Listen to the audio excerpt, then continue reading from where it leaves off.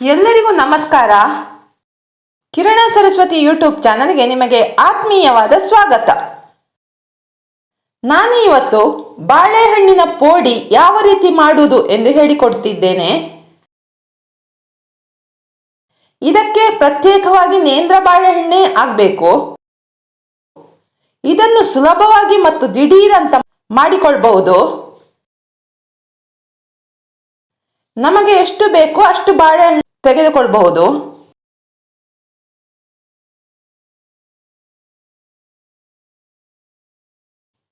ಈಗ ನಾವು ಈ ಬಾಳೆಹಣ್ಣನ್ನು ಕಟ್ ಮಾಡಿಕೊಳ್ಳುವ. ಹೇಗೆ ಕಟ್ ಮಾಡುವುದು ಅಂದರೆ, ಇದರ ನಡುವಿನಿಂದ ಹೀಗೆ ಕಟ್ ಮಾಡಿ ಸಿಪ್ಪೆಯನ್ನೆಲ್ಲ ತೆಗಿಬೇಕು. ಈ ಬಾಳೆಹಣ್ಣಿನ ಪೋಡಿ ಕೇರಳದಲ್ಲಿ, ಅದು ಕಾಸರಗೋಡು, ಮಂಗಳೂರು ಸೈಡೆಲ್ಲ ಸರ್ವೇ ಸಾಮಾನ್ಯ. ಸಂಜೆ 3 ಗಂಟೆಯಿಂದ ಎಲ್ಲ ಹೋಟೆಲ್ಗಳಲ್ಲಿಯೂ ಸಾಮಾನ್ಯವಾಗಿ ದೊರೆಯುವ ಸ್ನ್ಯಾಕ್ ಐಟಮ್ ಅಂತ ಹೇಳ್ಬೋದು. ಇದು ಸ್ನ್ಯಾಕ್ ಆದರೂ ಸ್ವೀಟಾಗಿ ಟೇಸ್ಟಿಯಾಗಿರ್ತದೆ. ಮತ್ತು ಪ್ರತಿ ಮನೆಯಲ್ಲೂ ಕಾಸರಗೋಡು ಸೈಡೆಲ್ಲ ಸಂಜೆ ವಾರಕ್ಕೊಮ್ಮೆ ಆದರೂ ಈ ಬಾಳೆಹಣ್ಣಿನ ಪೋಡಿಯನ್ನು ಮಾಡಿಯೇ ಮಾಡ್ತಾರೆ. ಇದನ್ನು ಹೀಗೆ 3 ಪೀಸ್ ಅಥವಾ 4 ಪೀಸ್ ಕಟ್ ಮಾಡಿದರೆ ಸಾಕು. ತುಂಬ ತೆಳ್ಳಗೆ ಆಗೋದು ಬೇಡ, ಸ್ವಲ್ಪ ದಪ್ಪ ದಪ್ಪವಾಗಿಯೇ ಇರಬೇಕು. ತೆಳ್ಳಗೆ ಆದರೆ ಅದನ್ನು ನಾವು ಎಣ್ಣೆಯಲ್ಲಿ ಬಿಡಲಿಕ್ಕೆ ಆಗೋದಿಲ್ಲ. ಇಷ್ಟು ದಪ್ಪಕ್ಕೆ ಕಟ್ ಮಾಡಬೇಕು.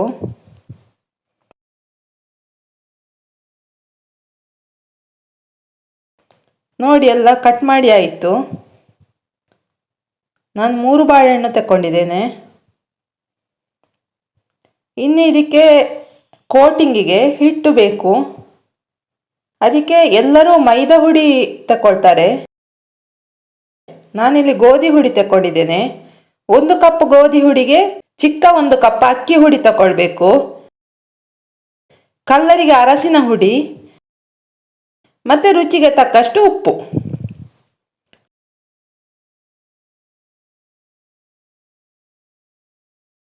ಮತ್ತು ಸಕ್ಕರೆ, 3 ಚಮಚ ಸಕ್ಕರೆ ಹಾಕಿ ಮಿಕ್ಸ್ ಮಾಡಬೇಕು. ನೀರನ್ನು ಸೇರಿಸಿ ಯಾವ ಹದ ಬೇಕು ಅಂತ ನೋಡಿಕೊಂಡು ಆಗಾಗ ನೀರನ್ನು ಸೇರಿಸ್ತಾ ಕಲಿಸ್ತಾ ಇರಬೇಕು. ನಾವು ನಾರ್ಮಲ್ ಆಗಿ ಪೋಡಿ ಮಾಡ್ತೇವಲ್ಲ,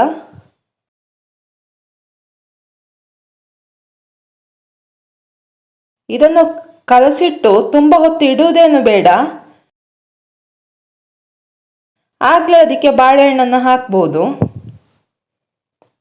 ಹೀಗೆ ಚೆನ್ನಾಗಿ ಡಿಪ್ ಮಾಡಬೇಕು.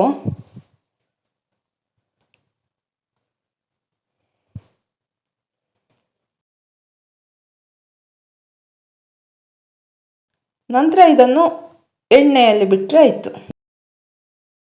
ಎಣ್ಣೆಯಲ್ಲಿ ಹಾಕುವಾಗ ಕೂಡ ಹಾಗೆ ತುಂಬ ಹಾಕಬಾರ್ದು, ಯಾಕಂದರೆ ಅದು ಒಂದಕ್ಕೊಂದು ಅಂಟಿಕೊಳ್ತದೆ.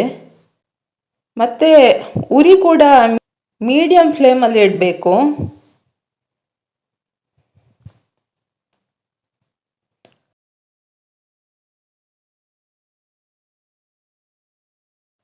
ಅದನ್ನು ಹಾಕಿದ ಕೂಡಲೇ ಅದನ್ನು ಮೊಗಚಬಾರ್ದು, ಸ್ವಲ್ಪ ಹೊತ್ತು ಹಾಗೆ ಬಿಡಬೇಕು.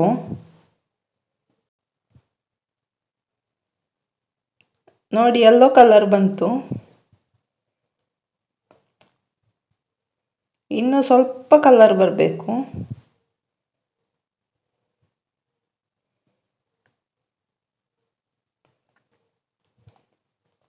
ನೋಡಿ, ಈ ಬಣ್ಣಕ್ಕೆ ಬರುವಾಗ ತೆಗೆದ್ರೆ ಆಯಿತು.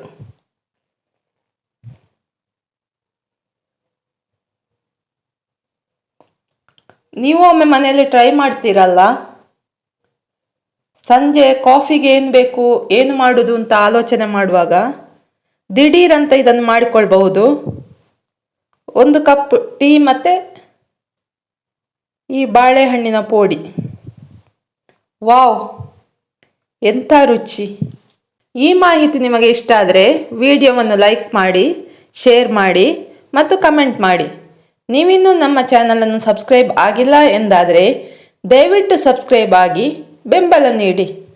ಧನ್ಯವಾದಗಳು.